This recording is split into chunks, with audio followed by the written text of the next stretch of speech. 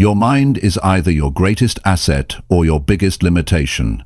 If you want to live the life you truly deserve, you must first learn to master the way you think.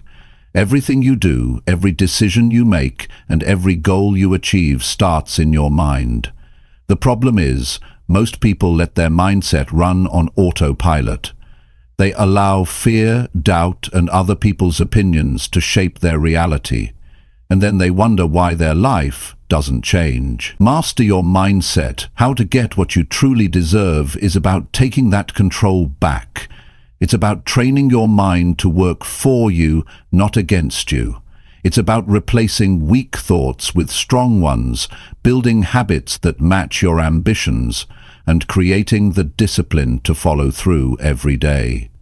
If you're tired of settling for less than you're capable of, it's time to reset your mindset. Because the truth is simple, you will never rise above the limits you place on your own mind.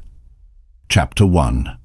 Be clear on what you want before you start. You know, if you want to live a life you truly deserve, it doesn't begin with luck. It doesn't begin with some miracle opportunity, and it certainly doesn't begin with someone else handing it to you. It begins with you getting absolutely clear about what you want. Most people never get what they truly deserve because they spend their lives walking in a fog, moving without direction, doing things because they saw someone else doing it or because they thought it might work out somehow. But the truth is, without clear direction, your mind doesn't know where to focus, your actions don't know where to aim, and your days are filled with activity instead of progress. You can't afford to be vague about your life. If you say you want success, what does that mean? Is it building your own business? Is it having financial freedom so you can take care of your family?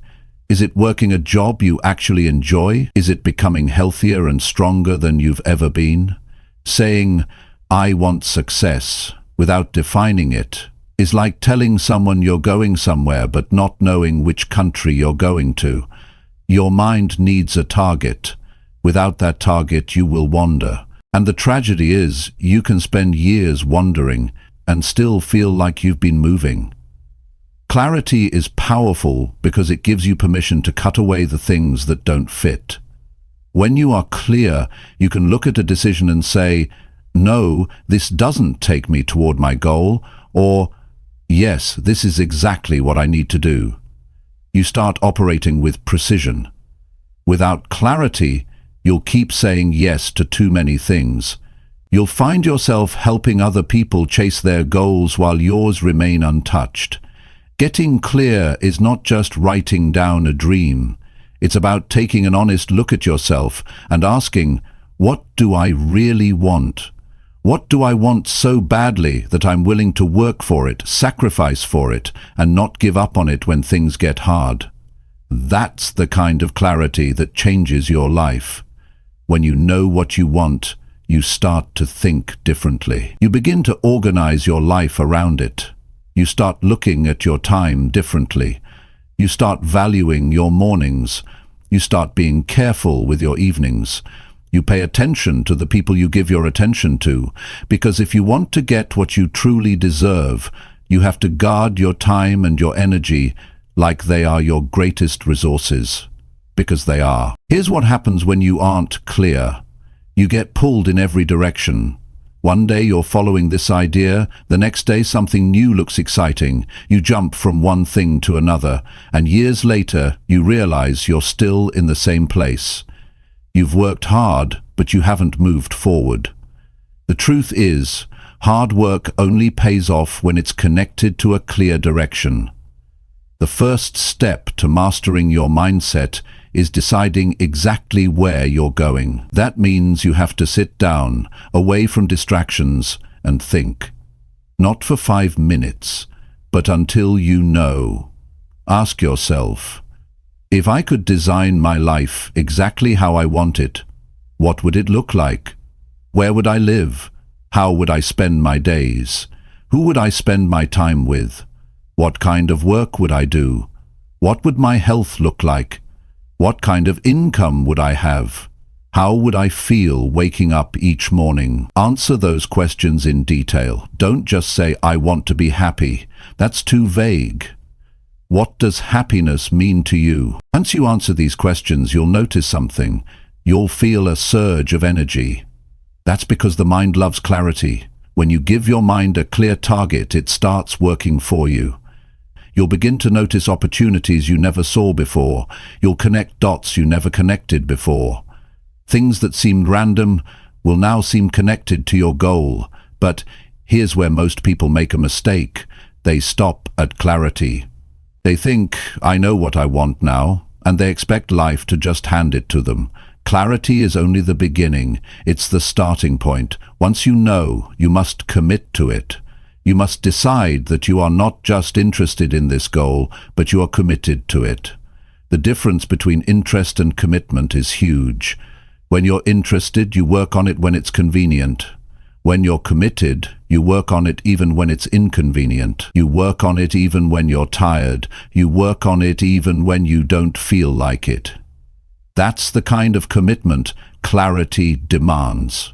The second part of being clear is understanding why you want it. If you want to earn more money, why? If you want a healthier body, why? If you want to grow your business, why? If your why is strong enough, you will find the energy to keep going when the road gets hard.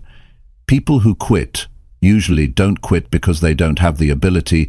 They quit because they never had a strong enough reason to keep going. Think about this. There are people with fewer resources, fewer connections, and more challenges than you who are still achieving their dreams. Why? Because they know exactly what they want and why they want it. That's the fuel that keeps them going. They don't waste time guessing. They don't change their direction every few weeks. They stay locked in on their target. When you are clear on what you want, you begin to attract the right opportunities. You also start to repel the wrong ones. That's not magic. It's focus. Your brain starts to filter everything through the lens of your goal. Suddenly, things that used to tempt you no longer do, because they don't fit your plan. You stop wasting money on things that don't serve your dream. You stop saying yes to events or activities that take you away from your goal. You stop spending hours scrolling through other people's lives and start building your own. Here's another thing. Clarity changes how you handle challenges. Without clarity, a problem can knock you off track for weeks. With clarity, you deal with it and keep moving. You see, when you know what you want, setbacks become temporary delays, not permanent detours. You learn to adapt instead of quit. Some people never take the time to decide what they want because they're afraid. Afraid they might fail, afraid they might choose the wrong thing, afraid other people might not approve. But here's the truth. The bigger failure is never choosing at all. When you don't choose, life will choose for you. And you may not like what it picks. So take the time today to decide. Get specific. Write it down. Speak it out loud. Commit to it. And start moving toward it.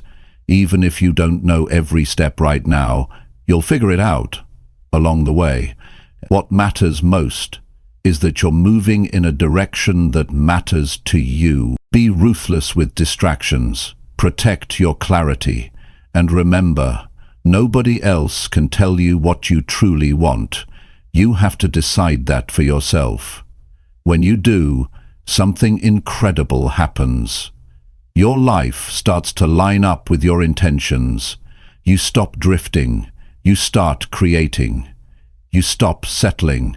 You start building. And one day, you'll wake up and realize you've built the life you once only thought about. That's when you know you're getting what you truly deserve. Chapter 2. Train your brain to reject thoughts that weaken you. Every day your mind produces thousands of thoughts. Some are useful, they guide you, they strengthen you, they help you make good decisions. But many of them weaken you. They fill your head with doubt, they tell you you're not ready, they make you replay old mistakes, and they whisper reasons why you can't move forward. If you don't train your brain to recognize and reject these thoughts, they will quietly shape your decisions, your actions, and eventually your life. The truth is, thoughts are not facts. Just because you think something doesn't mean it's true. But if you don't learn to filter them, your brain will treat them as truth. You might think, "I'm not good enough," or "I'll probably fail," or "I don't have what it takes." And if you let those thoughts sit long enough, you'll start to believe them. Beliefs are just repeated thoughts you've accepted as reality. This is why you need the skill to catch a weakening thought the moment it shows up and refuse to feed it. Weak thoughts have certain patterns. They make you feel smaller. They focus on what's wrong with you instead of what's strong in you. They replay the worst moments of your past and ignore the progress you've made. They exaggerate problems and make challenges seem bigger than they are. When these thoughts arrive, your energy changes. You hesitate more. You procrastinate. You lose the spark to take action. If you've ever wondered why you feel stuck for days or weeks, it often begins with letting these thoughts live in your mind without challenge. The first step to training your brain to reject weakening thoughts is awareness. You can't fight what you don't see. Most people don't even realize how many negative thoughts pass through their mind in a day. They run on autopilot, letting these thoughts influence their mood and their choices. You have to slow down and pay attention. Notice what you tell yourself when you wake up in the morning. Notice what you say in your mind after you make a mistake. Notice the language you use when you think about your future. This awareness is like turning on the lights in a room. You can finally see what's there. Once you become aware, you need to challenge those thoughts. Ask yourself, is this true? Is this helpful? Does this thought make me stronger or weaker? If it makes you weaker, reject it. This doesn't mean pretending it never existed. It means you refuse to treat it as truth. You consciously replace it with something that moves you forward. For example, instead of, "I can't do this," you tell yourself, "I will figure this out step by step." Instead of, "I'm not ready," you say, "I'm learning as I go and getting better." This is not lying to yourself. It's choosing to tell yourself something that fuels action instead of killing it. Training your brain takes repetition. You can't do this once and expect it to stick. Just like you train your body in the gym, you train your mind by showing up every day and doing the work. In the beginning, you might still slip into old patterns. You might catch yourself thinking something that drags you down. That's fine. The goal is not perfection. It's progress. Each time you catch a weakening thought and replace it, you are rewiring your brain. You are teaching it a new habit. Another powerful way to reject weakening thoughts is to control your input. Your thoughts are heavily influenced by what you watch, read, and listen to. If you fill your mind with negativity, constant bad news, toxic social media, conversations that only complain, your brain will reflect that in your thoughts. If you want stronger thoughts, you need stronger input. Spend time with people who push you forward. Read books that challenge your thinking. Listen to ideas that inspire action, not fear. The quality of your mental diet shapes the quality of your thoughts. One of the biggest traps people fall into is identifying with their negative thoughts. They say, "That's just the way I am," or "I've always been like this." The truth is, you're not your thoughts. Thoughts are mental events. They come and go. You are the observer, not the thought itself. If you take ownership of a weakening thought, it becomes part of your identity, and that's much harder to change. But when you see it as just a thought passing through, you give yourself the power to let it go. There's also a physical side to this. Your body and your thoughts are connected. When you sit slouched, tired, and inactive, your brain is more likely to feed you weak, passive thoughts. But if you move your body, stand tall, walk with purpose, breathe deeply, you send your brain a message that you are ready, alert, and capable. Small physical changes can interrupt a chain of weakening thoughts before they take over. Another point is to set mental boundaries. Just like you would protect your home from intruders, you protect your mind from thoughts that have no right to be there. You decide what gets to stay and what must leave. This takes discipline, but discipline is the foundation of a strong mindset. Every time you tell a weakening thought no, you are exercising that discipline muscle. Over time, your brain starts to favor strong thoughts because you've made them the default. Some people think they need to eliminate all negative thoughts to live a strong life. That's not true. You can't stop them from showing up. The goal isn't to never have them, it's to never let them take control. Weakening thoughts are like uninvited guests. They might knock on the door, but you don't have to let them in. You acknowledge they're there, but you choose not to give them a seat at your table. You also have to be careful with the small, quiet thoughts. Sometimes the ones that weaken you the most are not loud and obvious. They sound reasonable. They say things like, maybe later, or it's not the right time, or you don't have enough experience yet. On the surface, they seem harmless, even logical, but if you look closer, you see that they are just excuses in disguise. They delay your action. They keep you from starting, and if you keep believing them, they will waste years of your life. The way you speak to yourself sets the tone for your entire day. If the first thing you do each morning is let weakening thoughts run unchecked, you're giving your day away before it even begins. But if you start the day by reminding yourself of what you're capable of, focusing on what's possible instead of what's wrong, you set a powerful standard. You tell your brain what kind of thoughts you will accept. It's also important to recognize triggers, situations, people, or environments that tend to spark weakening thoughts in you. Maybe it's comparing yourself to others online. Maybe it's a certain friend who only talks about problems. Maybe it's a specific activity where you've failed before. Once you know your triggers, you can prepare for them. You can decide in advance how you will respond, instead of letting them catch you off guard. Over time, as you train your brain, you will notice a shift. Weakening thoughts will still show up, but they won't carry the same weight. They won't have the power to paralyze you like they used to. You'll hear them, dismiss them, and keep moving. That's when you know your training is working, not when the thoughts are gone, but when they no longer control your actions. This is the foundation of mental strength. It's not about pretending everything is perfect. It's about facing reality, seeing the thoughts that would hold you back, and choosing to rise above them. It's about protecting your mental energy so you can put it into the things that matter. And it's about building a habit of strength so deep that it becomes who you are. The more you practice, the faster you'll catch the weak thoughts. The faster you catch them, the less damage they can do.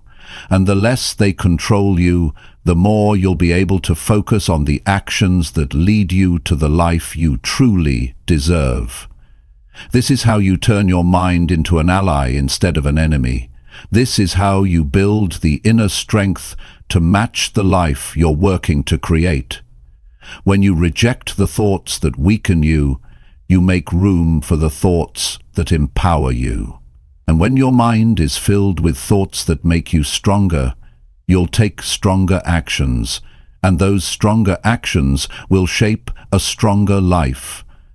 One that reflects exactly what you've worked for, and exactly what you deserve.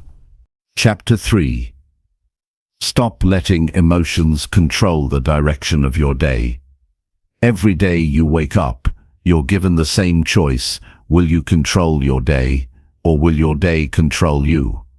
For most people, Emotions take the driver's seat before they even realize it. Something small happens, a message you didn't like, a conversation that felt off, a thought about something that went wrong last week, and it sets the tone for the rest of the day. Instead of choosing how to respond, you hand over control. You let your feelings dictate what you do, how you think, and how you treat the people around you. And when emotions take control, they rarely lead you where you want to go. Strong emotions are not the problem. They're a normal part of being human. The real problem is when you make decisions in the heat of those emotions without stepping back to see clearly. Acting on emotion alone can make you say things you don't mean, quit when you should keep going, or avoid things you need to face. If you keep allowing your emotions to run the day, you'll keep ending up in places you never meant to be. You have to understand how emotions work. They are signals, not commands. They tell you something about your current experience, but they are not instructions you have to follow. Anger, frustration, sadness, anxiety. These are all valid signals, but they don't automatically mean you should take action based on them. If you start training yourself to see emotions as information instead of orders, you give yourself the space to make better choices. When you live on emotional autopilot, every little thing can derail you. If someone says something disrespectful, you carry it around for hours. If your morning starts with bad news, the whole day feels ruined. If something goes wrong at work, you replay it all afternoon. You're reacting to life instead of directing it. But when you take ownership of your emotions, you become steady. You're no longer at the mercy of whatever happens. One of the most effective ways to stop letting emotions control your day is to pause before responding. Most people react instantly, without giving their logical mind a chance to step in. That's when regret follows. A pause creates room between what happens and what you do next. Even a few seconds of breathing before speaking or acting can prevent hours or days of damage. This is not about suppressing emotions. It's about giving yourself time to process them before you decide your next move. It's also important to know your emotional triggers. Certain situations, people, or even memories can spark a strong reaction in you. If you don't recognize these triggers, they will keep catching you off guard. Pay attention to the times when your emotions spike quickly. Is it when someone interrupts you, when you feel ignored, when you're under pressure? Knowing your triggers helps you prepare a response ahead of time, so you're not swept away in the moment. Another way to keep emotions from taking over is to check the story you're telling yourself. Something happens, and instantly, you give it a meaning. A friend doesn't call you back, and you decide it means they don't care. Your boss looks serious, and you assume you're in trouble. A stranger doesn't smile, and you think they're being rude. These are all interpretations, not facts, and they fuel emotions that may have no basis in reality. Before you let an emotion take over, ask yourself if the story you're telling is the only possible explanation. Your physical state also affects your emotions more than most people realize. When you're tired, hungry, or stressed, your emotions can swing harder and faster. If you've ever been irritated for no reason, only to realize you hadn't eaten in hours, you know this is true. Taking care of your body, getting enough sleep, eating real food, staying active, makes it much easier to keep emotions in check. A strong mind works best when the body is supported. You also need to separate your identity from your current emotional state. Feeling angry doesn't mean you are an angry person. Feeling anxious doesn't mean you are weak. When you tie your emotions to your identity, you're more likely to defend them instead of release them. You start saying, "This is just who I am," and that keeps you stuck. See emotions as temporary experiences, not permanent traits. They can shift quickly when you stop clinging to them. A useful mental skill is to decide in advance how you want to feel and act for the day, instead of waking up and waiting to see what mood shows up. Set the tone yourself. Maybe you choose to focus on patience, or productivity, or gratitude. Throughout the day, when emotions rise that don't match that tone, you'll notice it right away. Then you can decide if you want to let that emotion in or let it pass. One thing to remember is that emotions often come and go much faster than we expect. If we don't feed them, the more you dwell on them, replay events, or talk about them without resolution, the longer they stay. A spike of anger might naturally fade in minutes, but if you keep thinking about what caused it, you'll keep it alive for hours. You control whether an emotion is a brief visitor or a long-term resident. It's also worth noticing how much your environment shapes your emotional state. The people you spend time with can either calm you or stir up constant emotional storms. The spaces you live and work in can either create a sense of order or stress. You have more control over these influences than you think. Choosing your environment carefully is part of choosing the emotions you want to live with. When you stop letting emotions run your day, you make room for logic, discipline, and long-term thinking. You stop making decisions you regret. You stop wasting hours stuck in feelings that don't help you. You start handling challenges with a clear head, even when the situation is intense. People will notice the difference. They will see that you're steady, reliable, and able to keep moving forward, no matter what happens. Some people resist this idea because they think controlling emotions means being cold or unemotional. That's not the goal. The goal is to be the one in charge of how you respond, not a prisoner to every mood shift. You can feel deeply and still think clearly. You can acknowledge emotions without letting them decide your next step. The discipline of emotional control is built the same way as any other discipline, through practice. You practice in small moments, so you're ready for the big one. You practice when the stakes are low, so you're strong when they're high. Over time it becomes second nature to pause, question your thoughts, and choose your response instead of reacting blindly. And here's something important. You don't have to win the emotional battle perfectly every day. Some days you'll slip, and that's fine. The key is to notice when it happens, and reset as soon as you can. Don't let one bad moment turn into a bad day. Don't let one bad day turn into a bad week. Emotional control isn't about never feeling upset. It's about catching yourself sooner and steering back toward the direction you want to go. If you look at the most stable, effective, and respected people, you'll see a common thread.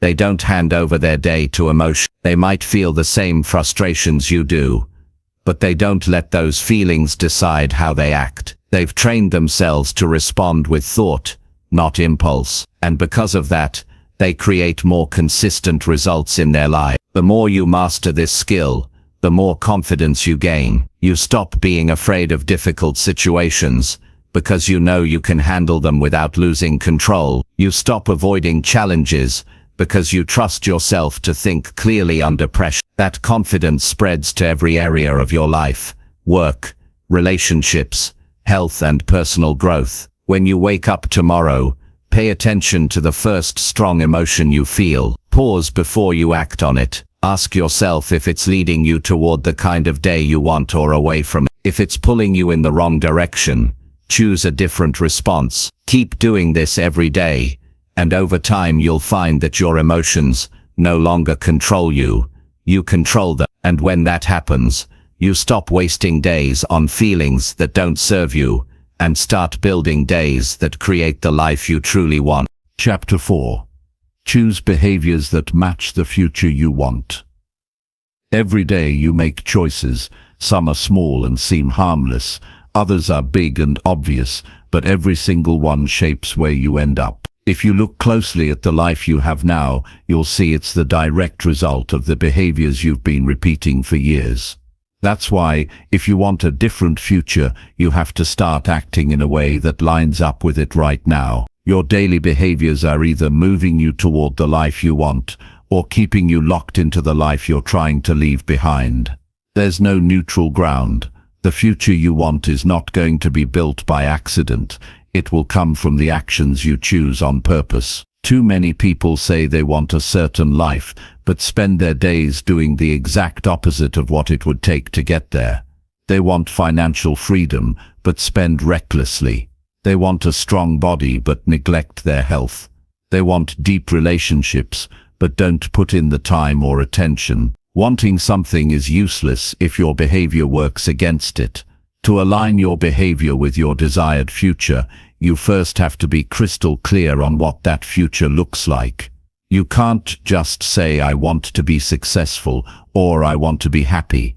You have to define it. What exactly does success mean to you? What does happiness look like in your daily life?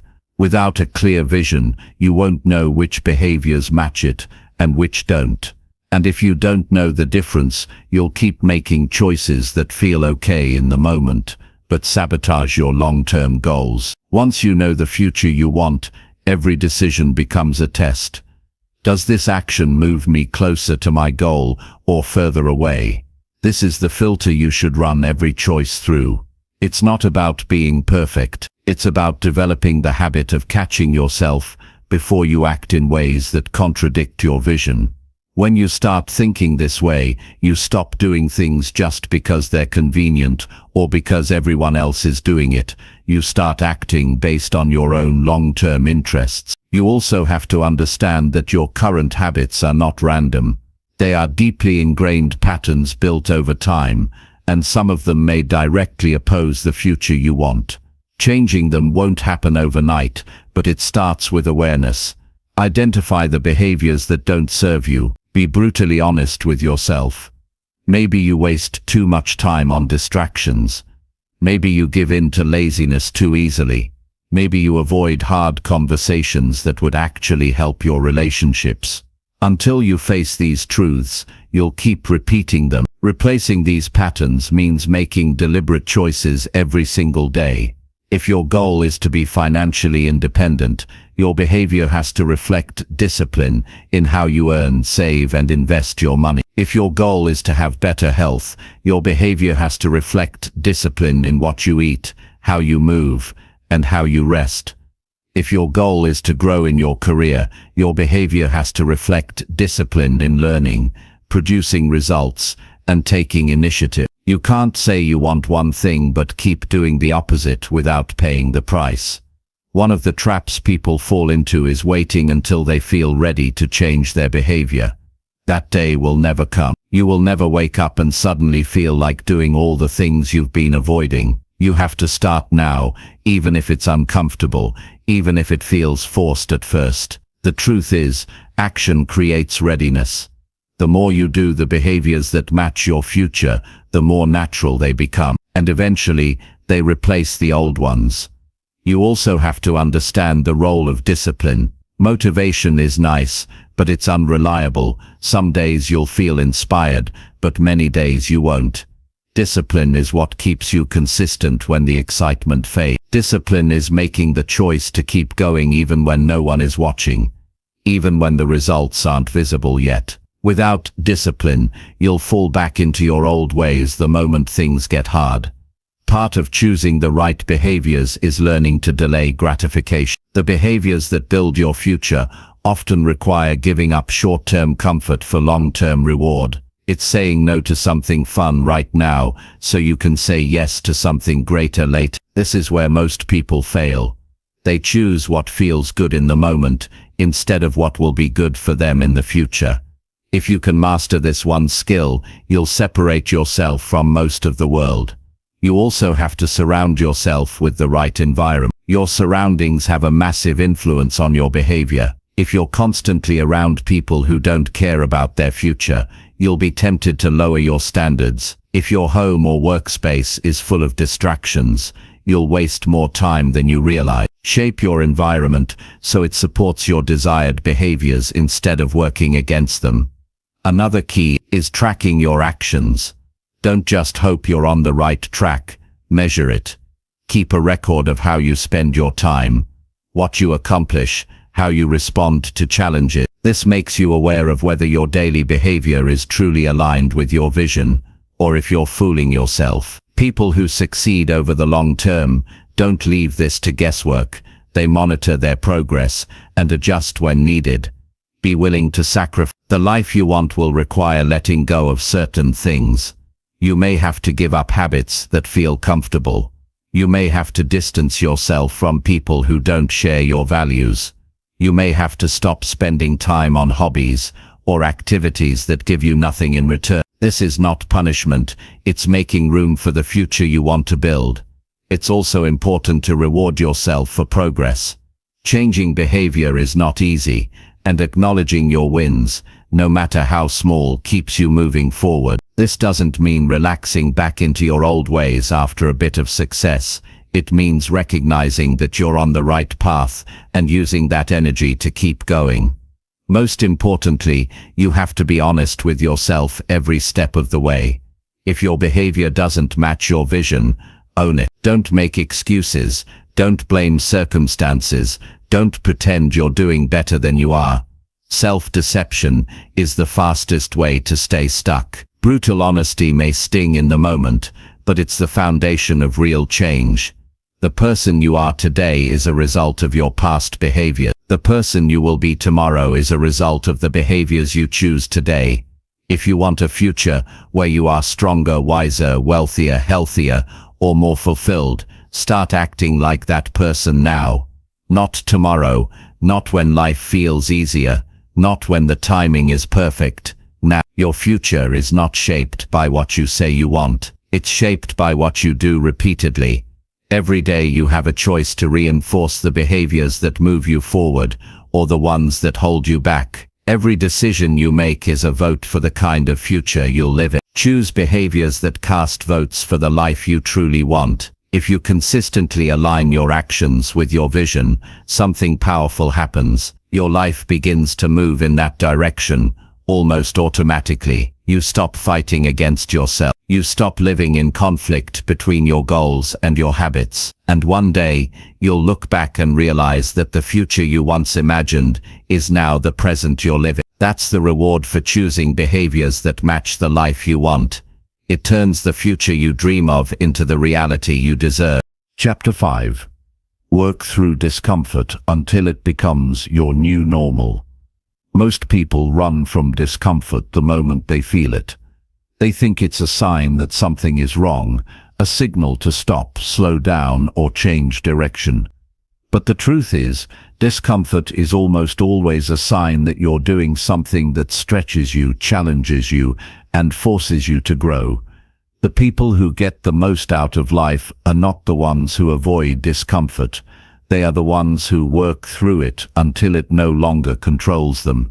They understand that the point is not to escape it, but to make it part of their new normal. If you want more in life, whether it's a stronger body, a sharper mind, a better career, or deeper relationships, you will have to face situations that don't feel comfortable. You'll have to make hard choices. You'll have to stay committed when your mind is telling you to quit. You'll have to put yourself in situations where you're uncertain, nervous, or even scared. Growth doesn't happen where you feel safe and relaxed. It happens when you step into something that challenges you and refuse to run from it. In the beginning, discomfort feels loud. It demands your attention. Your mind tries to bargain with you. You've done enough today, you're too tired, you can do this later, it's not worth it. That voice will always be there when you push yourself beyond your current limits. The mistake most people make is treating that voice as truth. In reality, it's just resistance, a natural response from your brain trying to keep you in the same place. The only way to break past that resistance is to keep going when it shows up. Each time you continue despite the discomfort, you weaken its hold on you. You train your mind to see discomfort not as a threat, but as a normal part of your daily life. And something amazing happens when you do this consistently. What used to feel overwhelming starts to feel ordinary. The workout you once dreaded becomes a habit. The difficult conversations you avoided become manageable. The work tasks that drained you become part of your routine. Discomfort loses its power when you face it repeatedly. You have to stop treating discomfort as a rare intruder. You have to invite it into your life on purpose. Set goals that require more from you than you think you can give. Take on challenges that make you feel unprepared. Do things that you've been avoiding simply because they make you uneasy. You cannot toughen your mind if you only do what feels good. One thing that helps is reframing how you think about discomfort. Instead of saying this is too hard, tell yourself, this is me growing. Instead of thinking, I can't handle this, say, I'm learning how to handle this. This is not about lying to yourself. It's about giving meaning to the struggle. If you see discomfort as progress, it becomes fuel instead of a roadblock. Another key is to start small but stay consistent. You don't have to take on the biggest challenge of your life on day one. You just have to choose something that stretches you slightly beyond your comfort zone, and do it regularly. That might mean waking up earlier than you want to, having one uncomfortable conversation you've been putting off, or working longer on a task than you feel like. Over time, the small things build the strength for bigger ones. You'll also have to be willing to fail. Discomfort and failure are close friends. You can't embrace one without risking the other. Too many people play it safe because they're afraid to fail, and in doing so they keep themselves trapped in the same small circle. If you can learn to see failure as part of the process rather than a reason to stop, you'll find it much easier to face discomfort head-on. Every failure teaches you something. Every failure toughens you. Every failure makes discomfort less intimidating. It's important to understand that discomfort is temporary, but the benefits of working through it are lasting. The workout ends. The speech finishes. The hard conversation is over. But the strength you gain from pushing through stays with you. That strength carries into the next challenge, and the one after that. Eventually, you stop dreading discomfort because you've proven to yourself that you can survive it and even thrive because of it. Your environment will either make this easier or harder. If you spend your time with people who avoid challenge, you'll be tempted to do the same. But if you surround yourself with people who push themselves daily, you'll be inspired to raise your own standards. Energy is contagious. Choose your company carefully. Another thing to watch out for is your self-talk in moments of discomfort. How you speak to yourself determines whether you keep going or quit. If you tell yourself, I can't take this anymore, you're giving your mind permission to stop. If you tell yourself, just a little more, you're giving yourself a bridge to keep moving forward. That inner voice can either break you or build you. Train it to work for you, not against you. Track your progress. Keep a record of the things you've done that once felt impossible. Look back regularly to remind yourself of how far you've come. This builds confidence and helps you see that discomfort isn't something to fear. It's something you've overcome before and can overcome again. When you start to normalize discomfort, you realize it's not as bad as you imagine. Most of the pain is in the anticipation, not the experience. The workout isn't unbearable, it's just the first few minutes that feel tough. The conversation isn't unbearable, it's just the fear before you start speaking. The work isn't impossible, it's just getting started that feels heavy. Once you begin, you often find it's less painful than you thought. Don't wait for motivation to face discomfort. Motivation is unpredictable. It's here one day, gone the next. If you rely on it, you'll avoid hard things on the days it's missing. Build habits that don't depend on motivation. Commit to a schedule, not a feeling. When it's time to do something that challenges you, do it whether you feel like it or not. That's how you build the discipline that makes discomfort easier to handle. As you grow more comfortable with discomfort, your life changes in powerful ways. You stop holding back. You take more risks, not reckless ones, but calculated ones. You stop avoiding opportunities because they scare you. You stop doubting whether you can handle things. Instead, you face them knowing you've handled difficult situations before and can do it again. This shift is what separates those who make lasting progress from those who stay stuck. The difference isn't talent, it isn't luck, it isn't opportunity. It's the willingness to work through discomfort until it no longer feels like a threat. The people who achieve the life they want are the ones who can do what's necessary, even when it's unpleasant. The longer you avoid discomfort, the more power it has over you. The sooner you face it, the more power you take back. It's that simple. Every day you have the choice to lean in or pull back. Lean in often enough, and discomfort becomes familiar. And when it's familiar, it stops controlling you. Eventually, you reach a point where the challenges that once scared you become just another part of your day. That's when you know you've truly shifted your normal. You're no longer someone who avoids the hard things, you're someone who expects them, handles them, and grows because of them. At that point, the future you want is no longer out of reach, because you've built the resilience to do whatever it takes to get there. If you can work through discomfort until it becomes your new normal, you will have a skill most people will never develop, and that skill will follow you into every area of life, making you unstoppable in your pursuit of what you truly deserve. Chapter 6. Use rejection as proof you are pushing forward. Rejection is something most people spend their entire lives trying to avoid. They see it as proof that they're not good enough, that they're not ready, or that they don't belong. But that's the wrong way to look at it. Rejection is not a signal to stop. It's evidence that you're putting yourself in positions that matter. If you never hear no, it's because you're not aiming high enough. If you never get turned down, it's because you're staying where it's safe. And nothing extraordinary ever comes from staying safe. Every meaningful pursuit in life carries the risk of rejection. The moment you ask for a raise, apply for a competitive job, launch a business, share your ideas, or put your work out into the world, you open yourself up to being told you're not what they're looking for.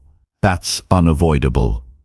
The only way to escape it is to never try. But if you choose that route, you're also rejecting yourself before anyone else even gets the chance.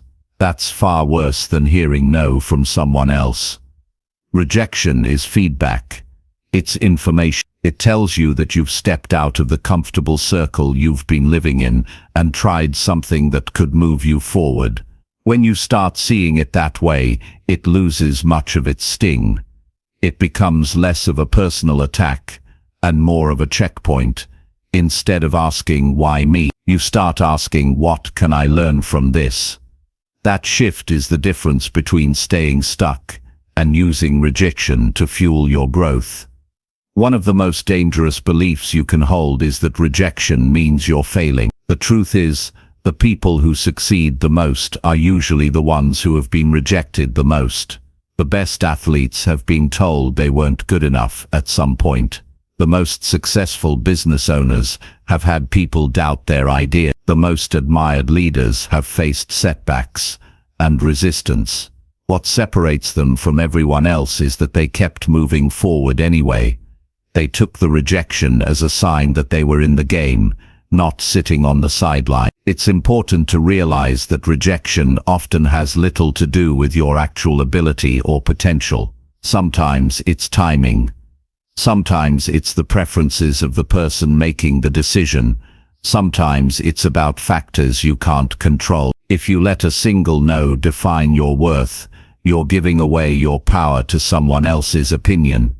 That opinion might be flawed, biased, or based on incomplete information. Don't let that opinion dictate what you do next. You also have to separate the emotional response from the practical reality. Rejection will almost always sting in the moment. It's human nature to want approval, but you can't let that initial sting shape your long-term choices. Give yourself a moment to feel it, but don't let that feeling turn into hesitation, self-doubt, or quitting. Once the emotion passes, look at the situation objectively. Was there something you could improve? Was there something you could do differently next time? Or was it simply a matter of moving on and finding the right opportunity? Every no you face is a step closer to a yes. That's not just a motivational phrase, it's the reality of persistence.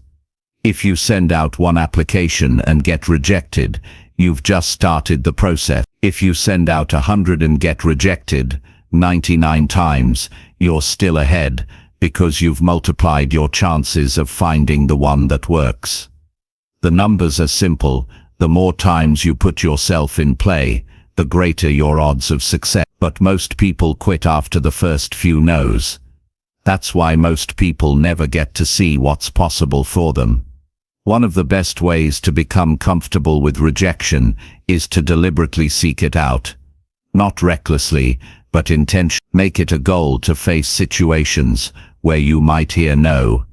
Ask for things that stretch you. Pitch ideas to people who might not accept them. Reach out to opportunities that seem slightly out of reach.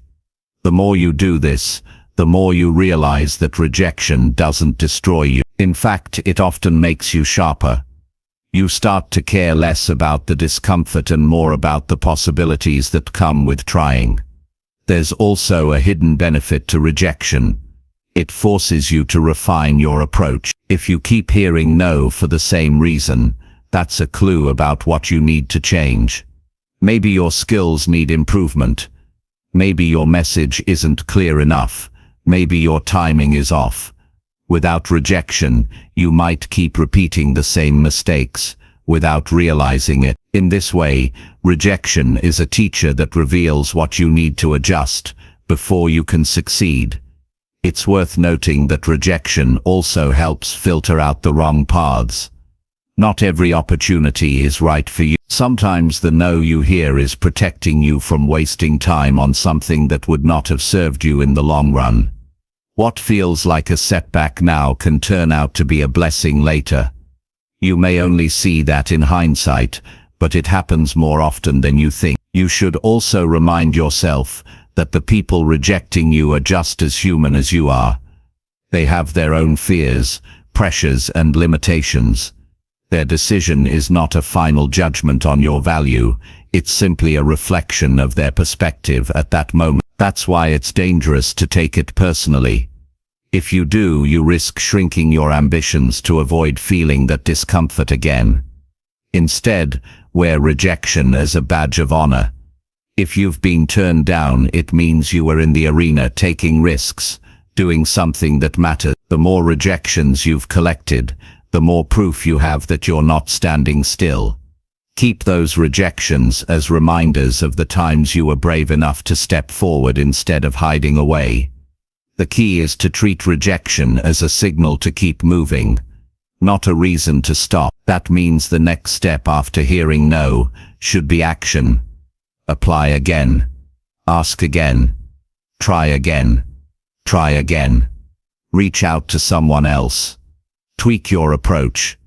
Keep the momentum going so that rejection becomes just one part of the process, instead of the end of the process. Your confidence grows each time you survive rejection.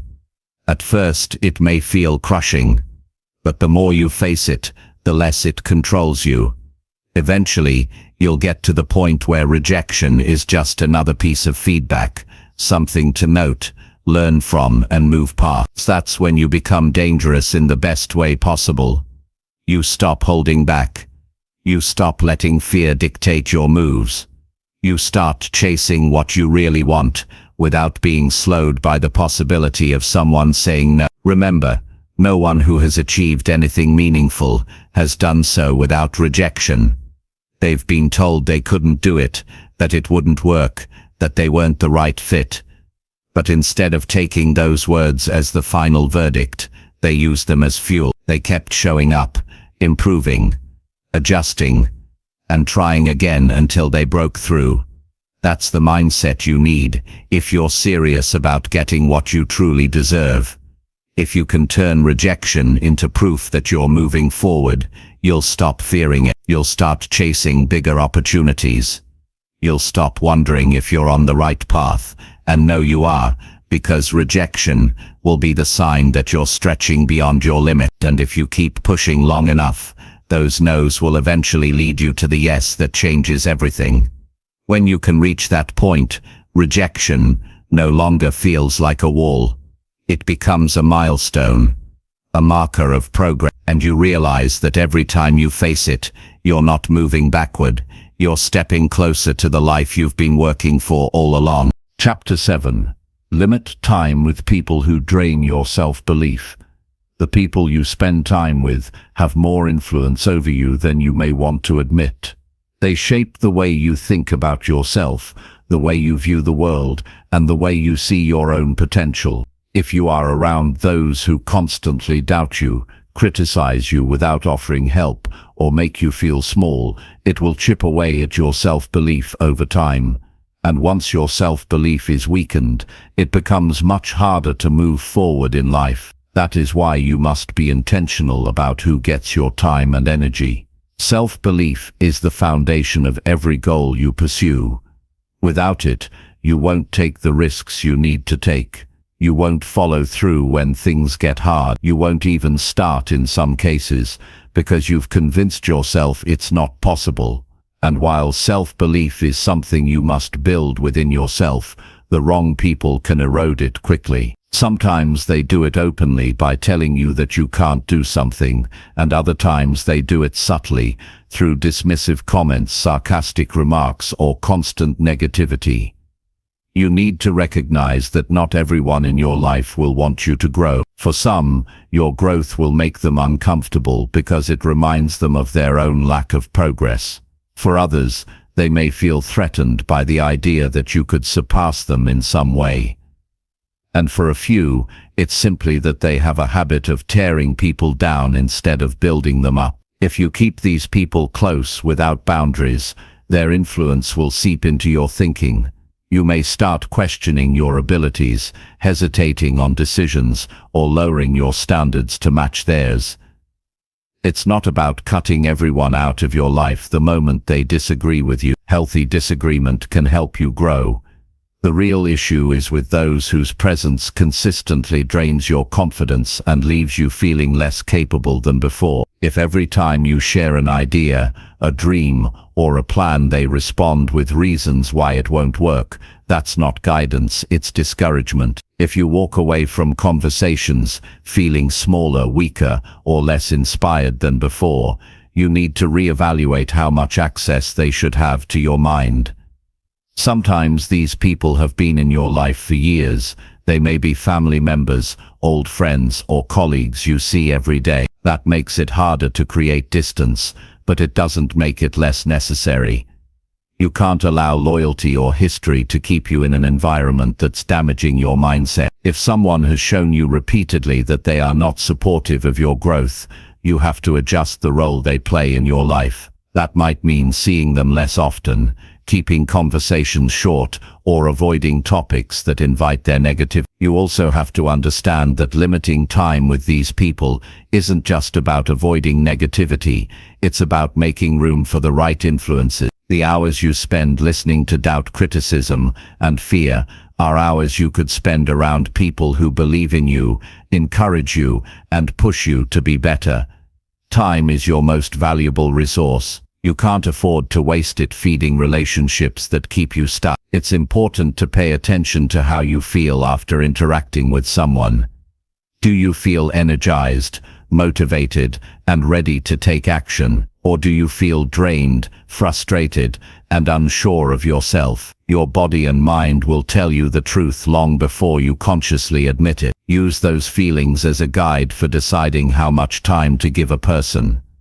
When you start limiting your exposure to those who weaken your self-belief, you may face resistance. They might accuse you of being distant, selfish, or arrogant. That's because they feel the change in the dynamic. They're losing the influence they once had over you. But you can't let that guilt pull you back. Protecting your mindset is not selfish, it's necessary if you want to create the life you deserve. Replacing harmful influences with positive ones will accelerate your growth. Seek out people who are doing what you want to do, who think bigger than you currently think, and who push you to stretch yourself. Look for those who celebrate your wins without jealousy and challenge you when you're capable of more. These relationships will strengthen your self-belief instead of eroding it. You also have to be careful about subtle influence. Not every person who drains your confidence will do it through direct criticism. Some will do it by constantly focusing on the negative in their own lives. Spend enough time around them,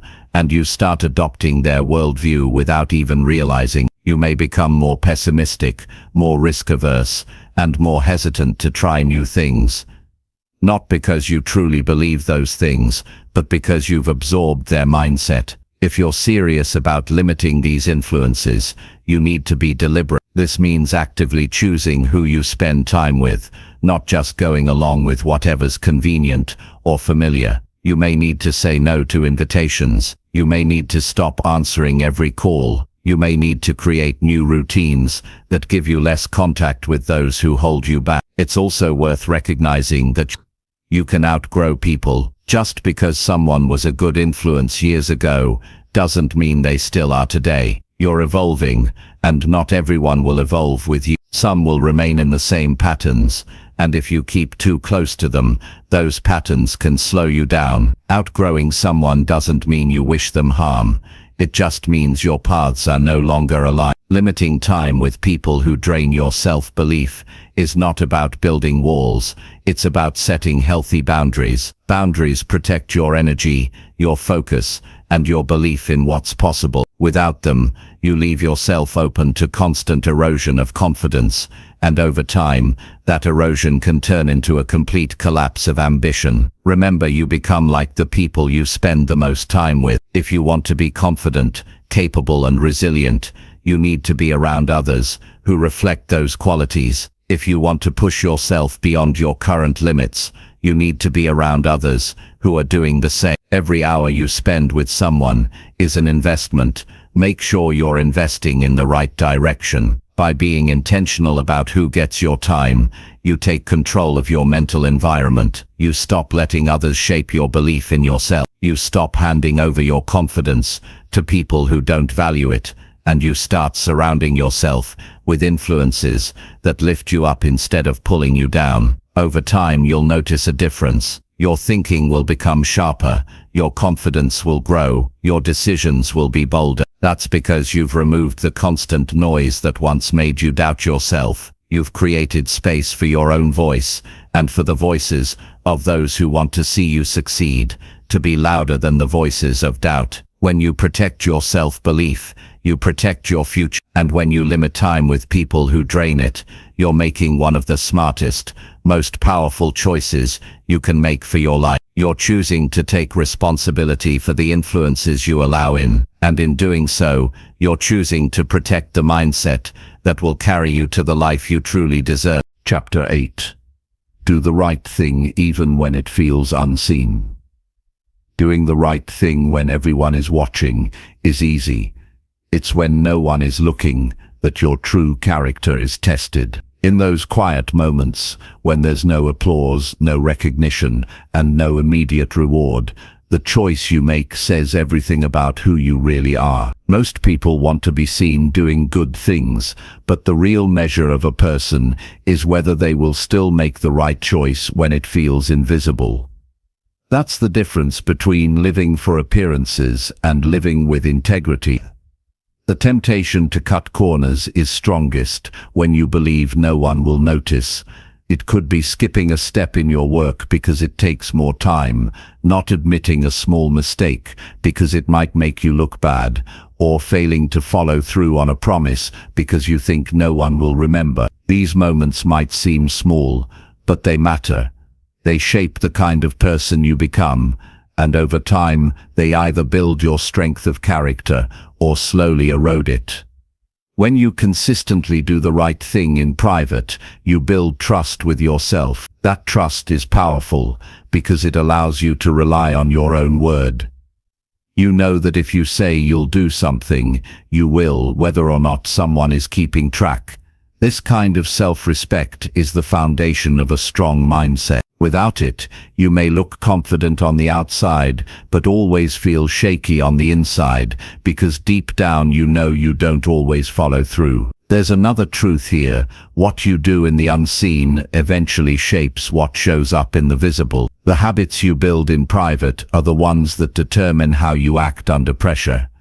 If you're in the habit of taking shortcuts when no one notices, that habit will show up when it matters most. And if you're in the habit of holding yourself to a high standard in private, that standard will carry over into everything you do. Doing the right thing without recognition requires discipline. There will be days when it feels pointless, when you wonder if your effort matters at all. You might see other people getting ahead by taking the easy way out, and it will test your resolve. But here's the reality: shortcuts rarely last. Success built on cutting corners has cracks in its foundation.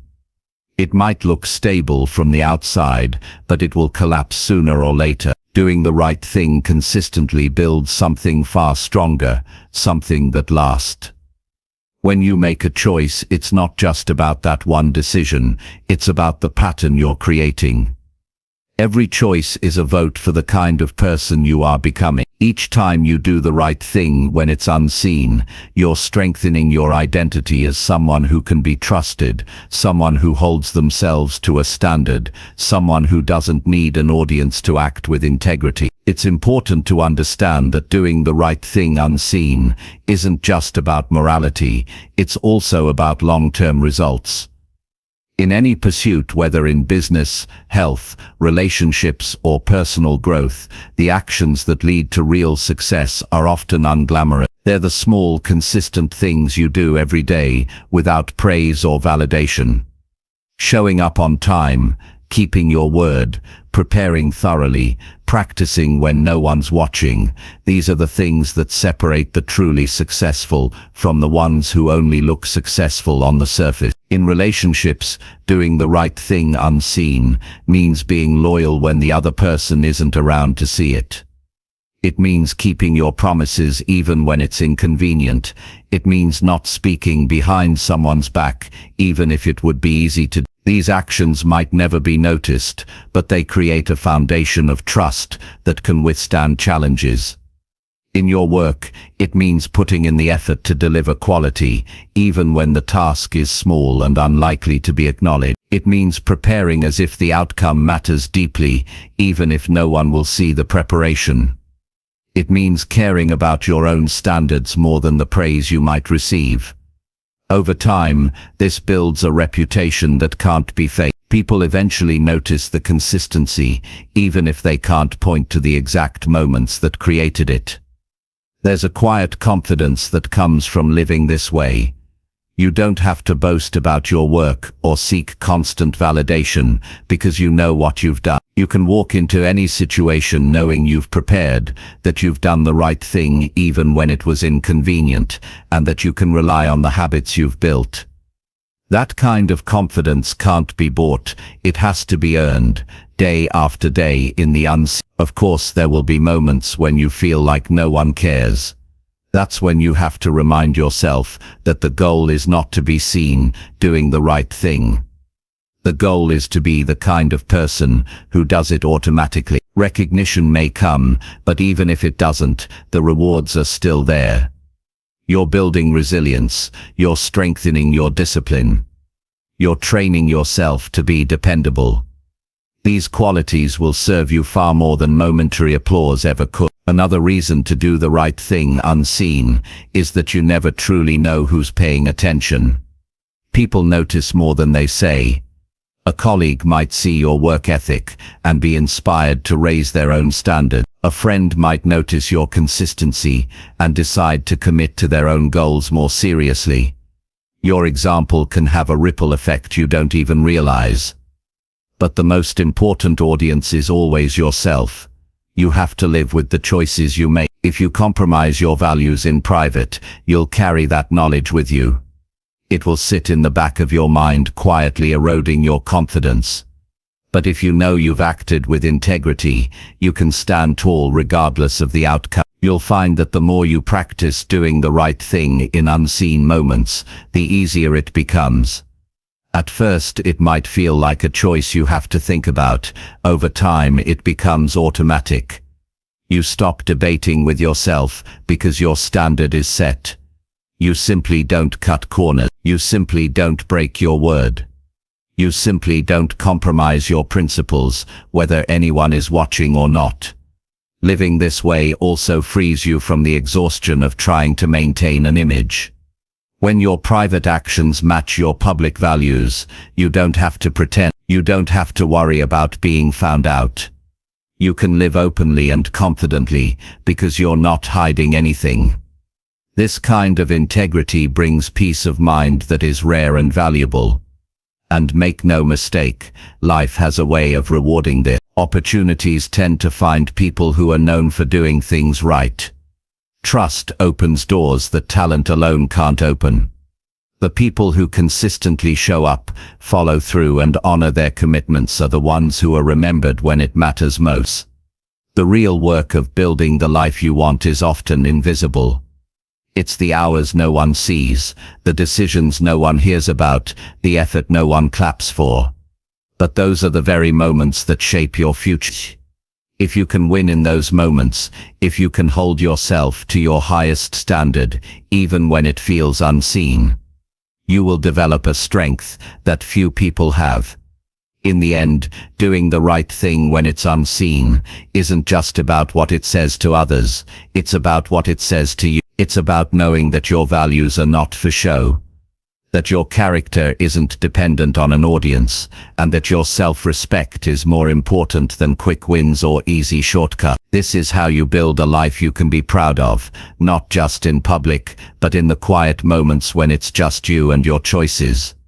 If you can commit to that, you will never have to wonder whether you are worthy of trust, respect, or opportunity. You will know that you've earned it, not by what others have seen, but by the person you've proven yourself to be when no one was looking. That is the kind of strength that lasts a lifetime. Chapter 9. Build mental stamina by doing hard things daily. Mental stamina is not something you are born with in full strength. It's something you earn through consistent effort, the same way you would train a muscle. If you want a mind that stays strong when life gets hard, you have to put it under pressure regularly. That means deliberately choosing to do things that challenge you, not just once in a while but every single day. The more you expose yourself to discomfort in a controlled way, the more resilient you become when real challenges arrive. Most people wait until they are forced into a difficult situation to test their mental endurance. By then, it's too late to start building it. They crumble because they haven't prepared themselves for sustained effort under stress. But if you make a habit of doing hard things daily, you create a mental reserve you can draw on when life throws unexpected challenges your way. This preparation is the difference between falling apart at the first sign of struggle and being able to keep moving no matter what happens. Doing hard things daily doesn't have to mean chasing extreme goals right away. It can be as simple as deliberately stepping outside your comfort zone in small but meaningful ways. It might mean waking up earlier than you want, pushing yourself through a workout when you're tired, finishing a task you've been avoiding, or starting a conversation you'd rather skip. The key is to face something that requires effort, focus, and the ability to push past the voice in your head that tells you to stop. Each time you overcome that voice, you strengthen your ability to do it again. The resistance you feel before doing something hard is not a sign you should quit. It's the exact reason you should keep going. That resistance is your mind's way of testing whether you really mean what you say when you set your goal. If you give in to it often, you teach your brain that it can stop you with minimal effort. But if you push through it consistently, you train it to obey your decisions instead of dictating them. Consistency matters more than intensity in the beginning. Doing one extremely hard thing once in a while won't build mental stamina the same way doing something challenging every day will. Think of it like exercise. One exhausting workout won't make you strong, but daily training will. By stacking small challenges on top of each other, you create a baseline of mental toughness that makes bigger challenges feel less overwhelming. The benefit of daily hard work is that it changes the way you respond to difficulty in every area of your life. When you're used to doing things you don't want to do, hesitation becomes shorter. You don't waste as much time debating whether you can handle something, you just do it. This habit reduces procrastination and builds a bias toward action, which is one of the most valuable traits you can develop. Another benefit is the discipline it instills. Mental stamina is closely tied to discipline because you can't keep doing hard things every day without it. Discipline means showing up even when you don't feel like it, and daily challenges force you to practice that skill over and over again. Eventually you stop relying on motivation, which comes and goes, and start relying on discipline, which you control. The specific hard things you choose to do can evolve over time. As you grow stronger, what once felt difficult will start to feel normal. That's a sign you're improving. It also means you need to raise your standards and choose bigger challenges to continue growing. If you stay at the same level of difficulty for too long, your growth slows down. Your goal should be to keep stretching yourself just beyond your current ability. One way to keep this process effective is to track your progress. Write down the challenges you take on each day and how you handle them. Over weeks and months, you'll see clear evidence of how much stronger you've become. This record also serves as a reminder during tough times that you've already overcome many obstacles before and you can overcome this one too. It's also important to understand that doing hard things daily doesn't mean burning yourself out. It's not about making your life unnecessarily difficult.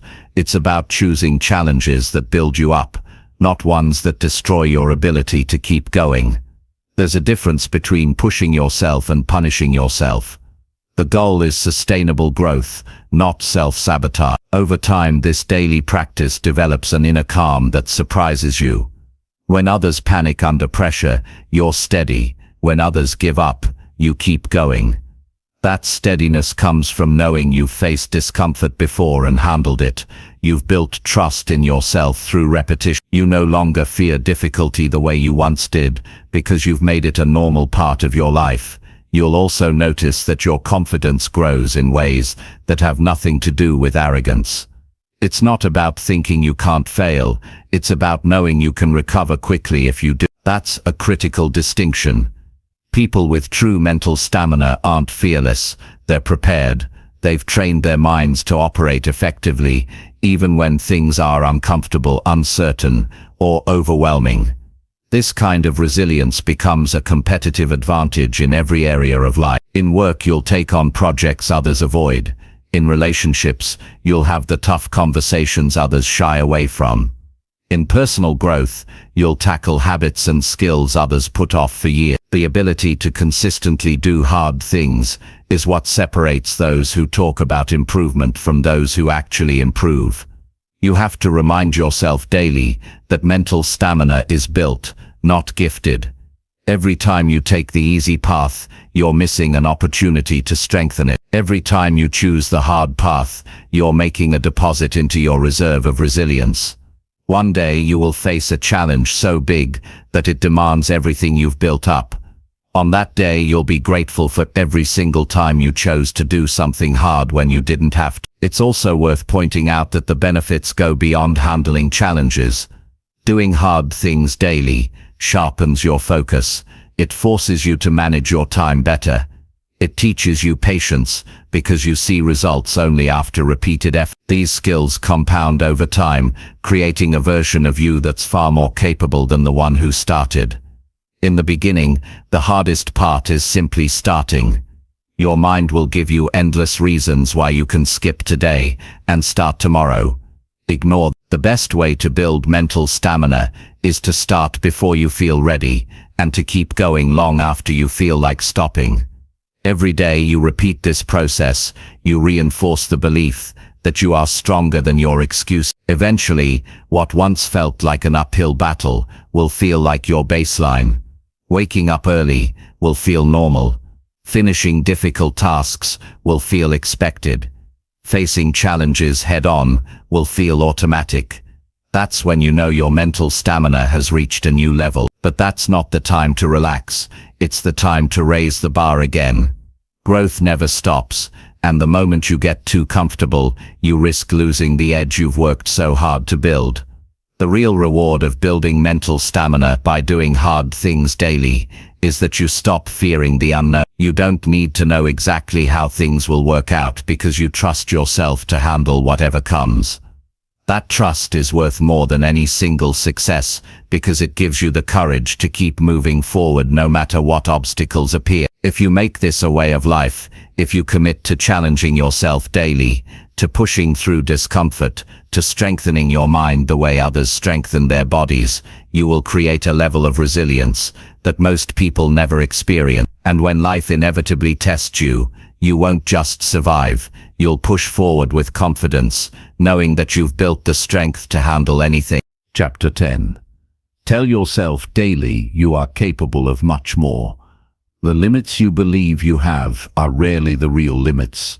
They are often the product of years of conditioning, repeated doubts, and the voices of people who didn't see your full potential. Most of what stops you isn't your actual ability.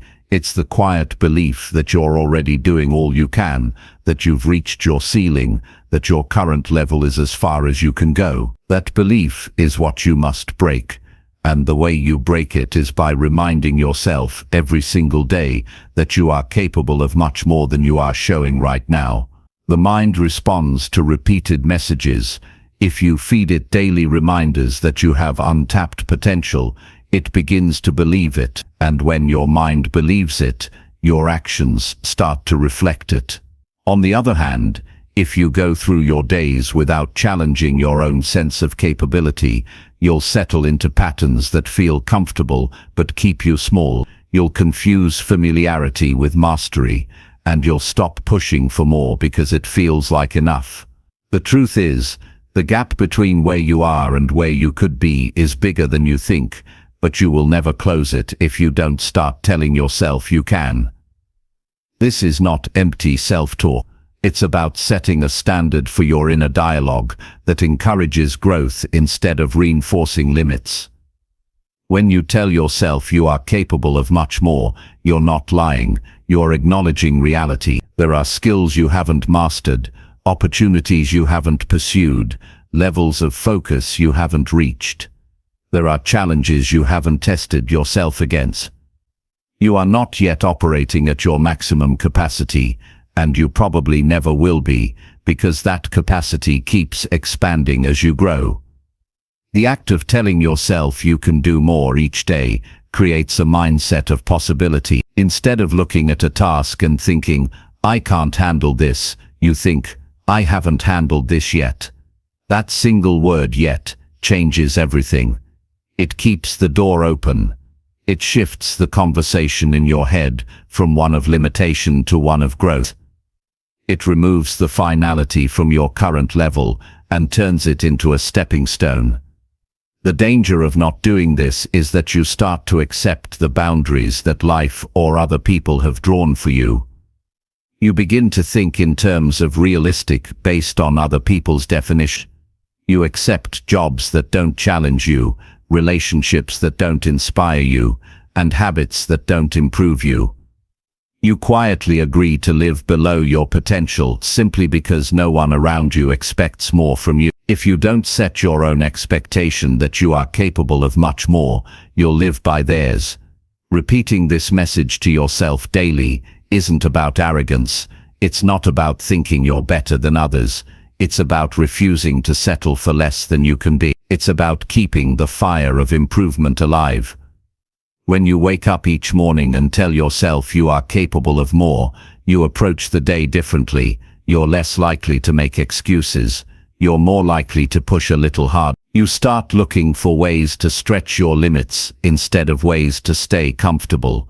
This daily reminder also helps you stay resilient when you face setbacks. When something goes wrong, the average mindset says, "This is too much for me." But the mindset that believes in greater capability says, "I can rise to this challenge." That belief doesn't remove the difficulty, but it changes how you carry it. Instead of shrinking under the weight, you begin to grow stronger because of. You also have to understand that your current level of effort may not reflect your true ability. Most people operate at a fraction of what they can really do. They stop when they feel tired, not when they've reached their actual limit. They aim for good enough instead of excellence, because they think pushing further won't matter. But you can't find your true limit without going past what feels comfortable.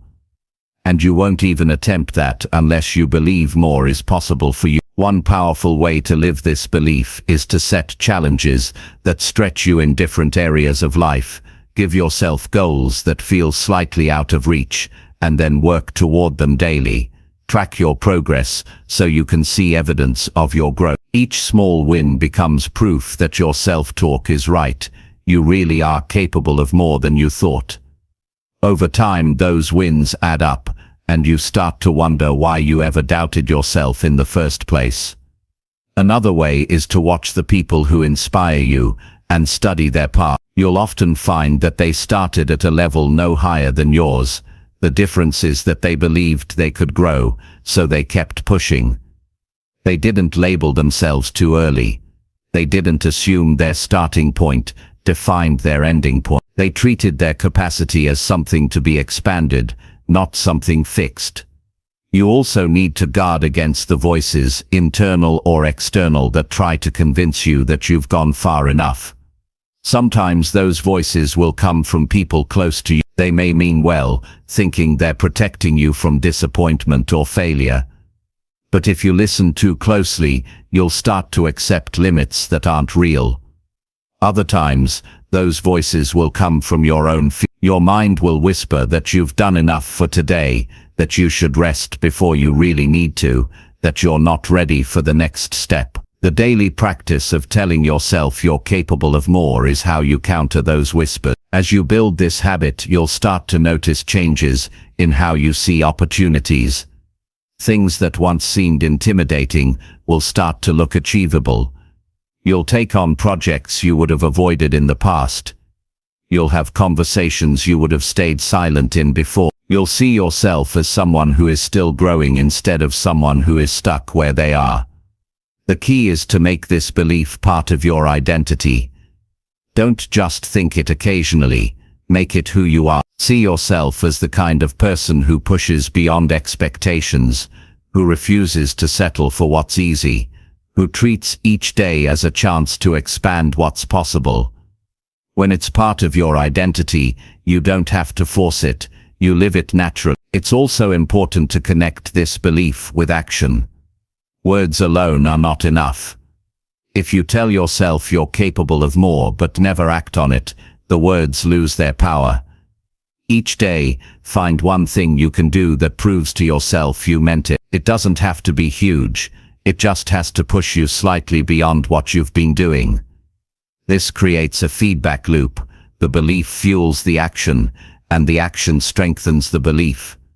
Over time, this practice changes how you see yourself. You stop identifying with past limitations and start identifying with your potential.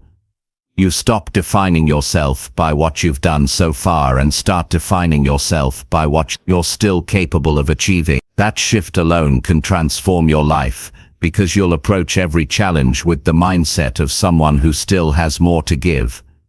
When you wake up tomorrow, before you check your phone, before you get lost in the noise of the day, remind yourself, I am capable of much more. Let that thought guide the choices you make.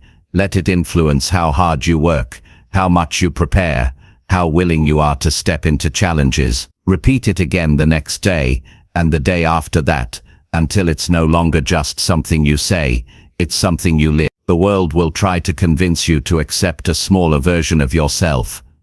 Don't let it. The voice in your head that tells you you're capable of more is the one you should listen to. Feed it, strengthen it, let it guide, because the truth is, You really are capable of much more than you realize, and the sooner you believe it, the sooner you'll start proving it.